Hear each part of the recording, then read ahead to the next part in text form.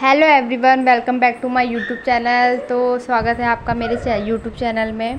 तो आज है हिंदी दिवस। तो आज हिंदी दिवस के बारे में मेरे हस्बैंड आपको थोड़ा अपने विचार बताएंगे और आप सब लोग बड़े ध्यान से सुनिएगा, क्योंकि वे एक हिंदी के अध्यापक हैं तो उन्हें हिंदी का ज़्यादा नॉलेज है।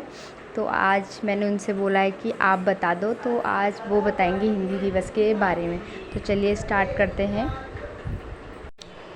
नमस्कार दोस्तों, आज 14 सितंबर है। आप सभी को हिंदी दिवस की ढेर सारी शुभकामनाएं।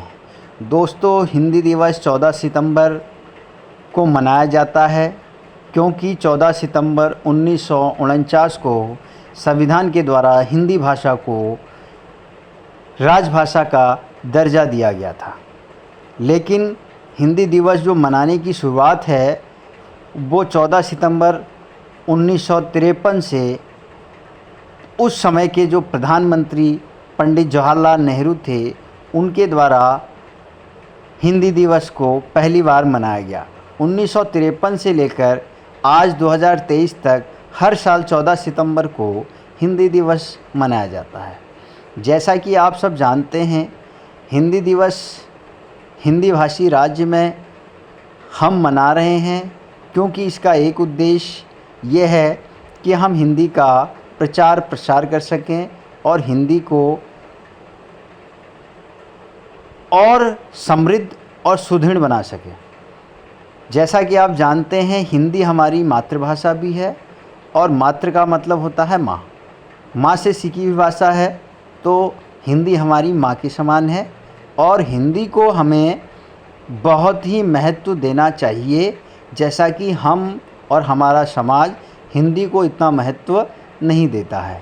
जैसा कि आपने देखा, जो अन्य भाषी और राज्य हैं, गुजराती हो, तमिल हो, कन्नड़ हो, मराठी हो, तो ये सब लोग अपनी जो मातृभाषा है जो इनकी उसको बड़ा सम्मान करते हैं। लेकिन जो हिंदी प्रयोग करने वाले जो लोग हैं वो हिंदी को इतना सम्मान नहीं देते। तो इसीलिए आज हिंदी की जो स्थितियां हैं उसके लिए हमें लोगों को जागरूक करना पड़ रहा है, उसका प्रचार प्रसार करना पड़ रहा है। लेकिन हिंदी जो भाषा है एक वैज्ञानिक भाषा है, समृद्ध भाषा अपने आप से। संस्कृत इसकी जननी है, संस्कृत से ही ये उत्पन्न हुई है। जननी का मतलब होता है माँ, तो संस्कृत जो है हिंदी की क्या है, माँ है।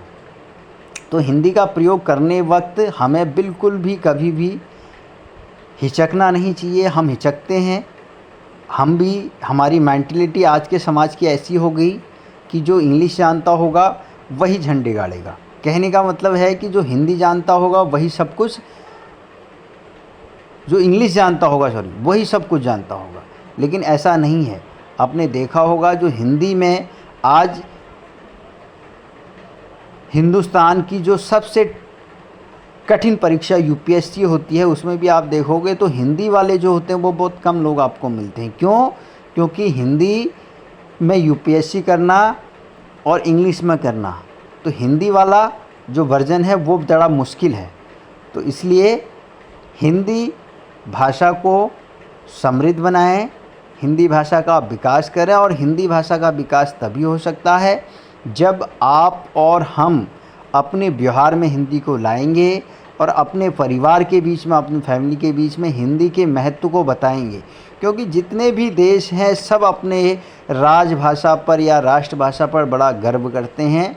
तो हमें भी हमारी जो राजभाषा हिंदी है इस पर गर्व करना चाहिए और इसे राष्ट्रभाषा बनाने के लिए हम सभी को प्रयास करना चाहिए। ये नहीं कि आज 14 सितंबर है, आज के दिन ही हम ये सब बात करें। ये हम पूरे जीवन भर हिंदी के प्रसार प्रसार के लिए अपना हम योगदान जितना हो सके हमें उसमें बढ़ चढ़कर भाग देना चाहिए।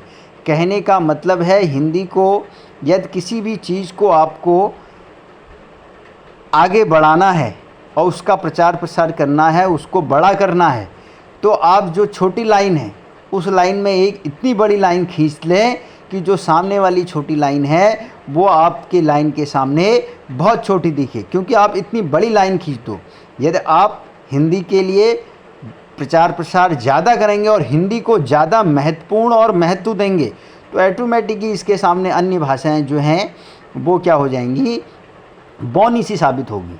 जैसा कि आप जानते हैं इंग्लिश का बोलबाला आज के समाज में है, वो कहता है कि हाँ भैया इंग्लिश में बच्चे डालने हैं तो इंग्लिश मीडियम में डालने हैं। लेकिन जहाँ तक मेरा अपना मानना है, जो हमारी मातृभाषा है तो उसमें हम अपनी एजुकेशन को पूरा करते हैं, यदि हम उसमें पढ़ते हैं तो वो हमारे लिए ज़्यादा लाभदायक और उसमें हम ज़्यादा नॉलेज ले सकते हैं, ज़्यादा सीख सकते हैं और ज़्यादा समझ सकते हैं। तो इसलिए हम सभी को हिंदी दिवस के इस अवसर पर ये प्रण लेना चाहिए कि हिंदी का समृद्धि के लिए, हिंदी के विकास के लिए, क्योंकि हिंदी हमारी संस्कृति है, हमारी पहचान है, हमारे नागरिकों का सम्मान से जुड़ी हुई भाषा है। तो इसलिए हम सबको हिंदी के लिए भरसक प्रयास करने चाहिए हमें, और हर स्तर पर हमें इसमें कोई इस तरीके की भावनाहीन भावना हिंदी के प्रति हमारे पास नहीं आनी चाहिए। एक और बात आपसे कह दूं, यदि आप अपनी हिंदी भाषा को अच्छे तरीके से जानोगे, समझोगे, तो जाहिर सी बात है हिंदी के अलावा आपके जितने भी विषय हैं, जितने भी सब्जेक्ट हैं, उन सभी विषयों में आप पारंगत होंगे, उन सभी विषयों को आप और अच्छे से समझ पाओगे। तो हिंदी केवल हिंदी के लिए नहीं बल्कि अन्य विषयों के लिए भी आपकी सहायक भाषा बनेगी। हिंदी एक भाषा नहीं, एक समूह है जिसमें एक भाषा ही नहीं, बहुत सारी भाषाओं की शब्दों का प्रयोग किया जाता है। हिंदी इतना बड़ा दिल हिंदी का है कि अन्य भाषाएं भी कोई हिंदी में ये प्रयोग करती हैं तो हम उस भाषा को ज्यों का त्यों, कहने का मतलब है उसका कोई बिना हिंदी रूपांतर करे हम उस भाषा को हिंदी में प्रयोग कर लेते हैं। जैसे कि आपने देखा होगा हम अपने घरों में लाइट का प्रयोग करते हैं, बिजली, आप जानते हो लाइट और बिजली दो शब्द से आप परिचित होंगे, लेकिन लाइट इंग्लिश शब्द है क्योंकि ये हमारी भाषा में रम चुका है, बस चुका है, इसलिए हमें ये पता है। लेकिन लाइट को हिंदी में क्या कहते हैं, तो लाइट का हिंदी अनुवाद जो होगा वो होगा प्रकाश। लेकिन प्रकाश हम कहेंगे कि आज प्रकाश नहीं है तो आदमी एकदम अचंभा सा होगा, उसे आश्चर्य हो गया ये क्या कह दिया, है ना। तो इसलिए हमें हिंदी भाषा को आगे बढ़ाने के लिए प्रयास करना चाहिए, और हमारी भाषा हिंदी है और हमें हमारी देश की भाषा है, तो इसके लिए हमें बहुत ही प्रयासरत रहना चाहिए और इसका सम्मान करना चाहिए, और हमें गर्व से कहना चाहिए कि हम हिंदी भाषी राज्य हैं। धन्यवाद।